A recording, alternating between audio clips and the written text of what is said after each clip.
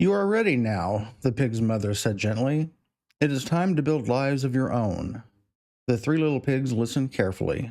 They had grown, they had learned, and now it was time to go. So they left home to build houses of their own. They did not yet know what the wind might bring, but each would build a house.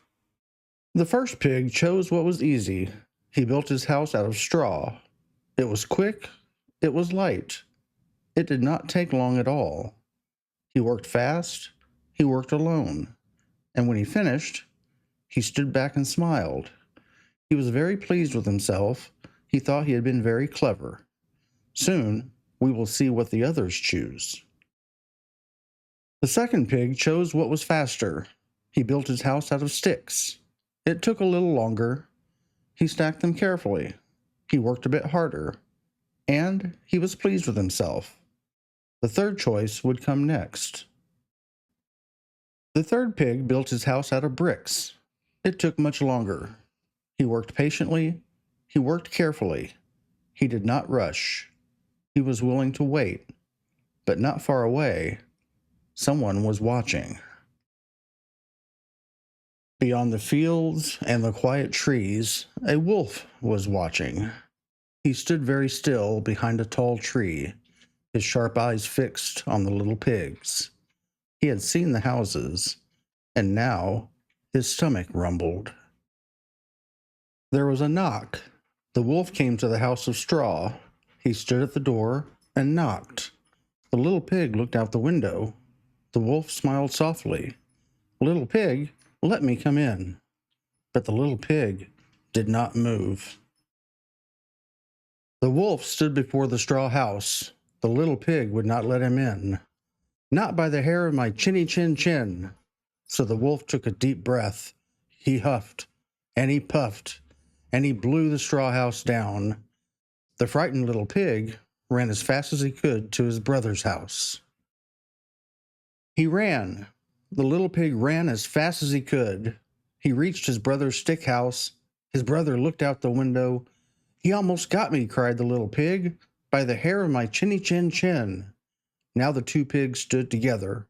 Now there were two houses standing.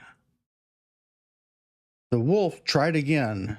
He came to the house of sticks and knocked. "Little pigs, let me come in."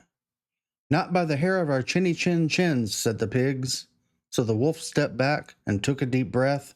He blew, and he blew, and the stick house fell. Now only one house remained.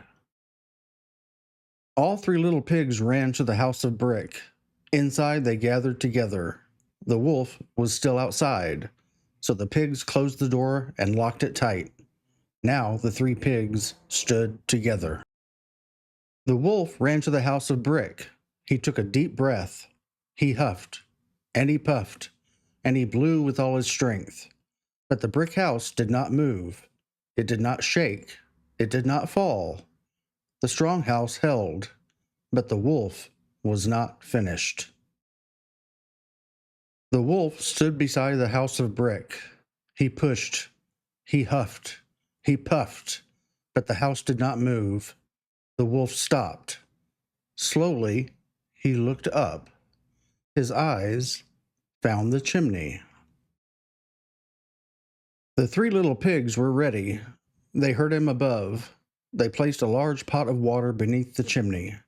The water began to boil. They did not rush. They did not speak. They simply waited. The wolf came down, but he did not stay. As he slid down the chimney, plop, he fell into the scalding water. Off he ran, never to return, or so they say, though some stories tell it differently.